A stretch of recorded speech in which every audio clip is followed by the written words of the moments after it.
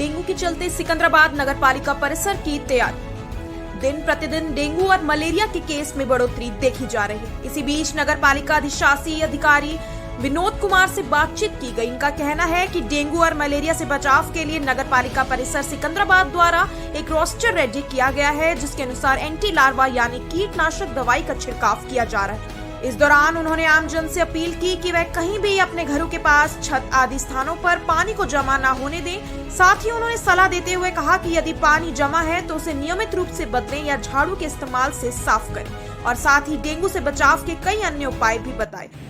नगर पालिका परिषद सिकंदराबाद द्वारा नगर में प्रत्येक वार्ड में रोस्टर बना करके डेंगू मच्छर से बचने के लिए, मलेरिया और डेंगू के दोनों के बचने के लिए नगर पालिका द्वारा कीटनाशक दवा का छिड़काव, जो एंटी लार्वा है, छिड़काव किया जा रहा है।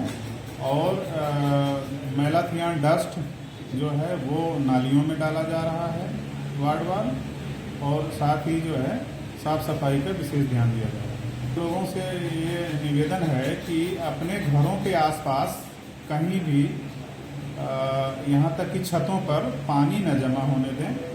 यदि पानी जमा है उसको नियमित रूप से बदल दें या उसको झाड़ू लगा करके हटा दें।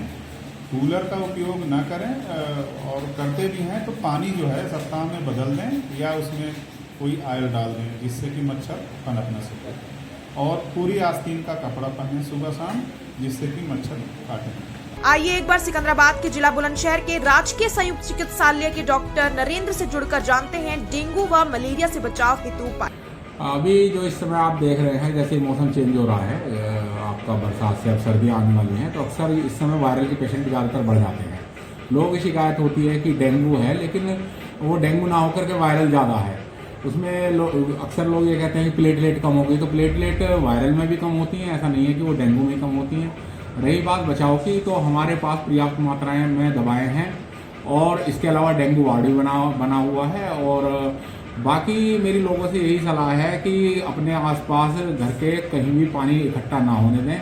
खासतौर से जो डेंगू का मच्छर है वो साफ पानी में होता है, और वो नीचे एक लगभग 2 से 2.5 फीट की ऊंचाई तक रहता है। तो अक्सर जो है वो और दिन में काटता है। साफ पानी, जितना भी घरों में कोई भी कूलर आपका इस्तेमाल हुआ हो उसका पानी हो, या टायर में इकट्ठा पानी हो, तो उस सब पानी को निकाल दें।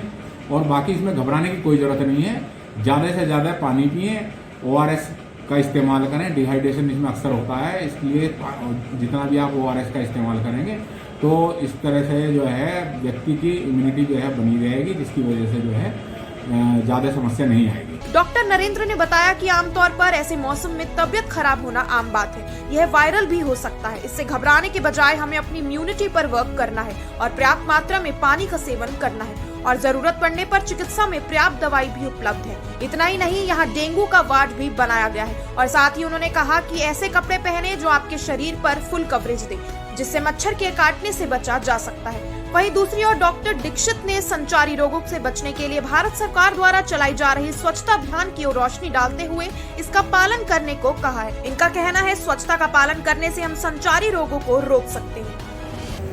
ये वायरल फीवर मॉस्किटोज के द्वारा फैलता है। भारत सरकार की प्रायोरिटी पर रहा है कि साफ सफाई रखें, लेकिन साफ सफाई स्व चेतना पर निर्भर करती है। कोई कितना ही कहता रहे, कोई दूसरे की बात नहीं मानता, पर यह भारत सरकार की प्रायोरिटी पर है। ये मुख्य योजना है कि साफ सफाई रहे। यदि साफ सफाई रहे तो इस तरह की संचारी रोगों का विस्तार ना हो। ये हम लोगों की जिम्मेदारी बनती है कि हम अपने आसपास गंदा पानी ना इकट्ठा होने दें। धूल मिट्टी गंदगी जितनी भी है उससे बचें। घर के चारों तरफ अपनी सफाई रखें। जो कपड़े हैं वो ऐसे पहने जिससे हमारा पूरा शरीर ढका रहे, जिससे कि मॉस्किटो बाइट ना कर पाए। इसका एक ही बचाव है, जैसे हमारे मोदी जी कहते हैं कि स्वच्छता अभियान का अक्षर से अनुपालन करिए। और जब से स्वच्छता अभियान का अक्षर से अनुपालन करने का सरकार ने प्रयास किया है, चूंकि अक्षर से पालन तो तब होगा कि जब पब्लिक करेगी। सरकार तो योजनाएं बनाती है, उनका अनुपालन सरकार को, एडमिनिस्ट्रेशन को और पब्लिक को मिलकर करना होता है। पर जितने भी अंश में उसका अनुपालन हुआ है, मैंने देखा है पिछले 10 साल की प्रैक्टिस में, उतना ही इन संचारी रोगों का विस्तार कम हुआ है। यदि इन संचारी रोगों को पूरी तरह रोकना है तो निश्चित रूप से जो स्वच्छता अभियान है उसका अनुपालन करना पड़ेगा, जैसा हमारे महात्मा गांधी जी कहते थे और जैसा हमारा भारत इसका अनुपालन करेगा। इसी से इस बीमारी का विनाश संभव है।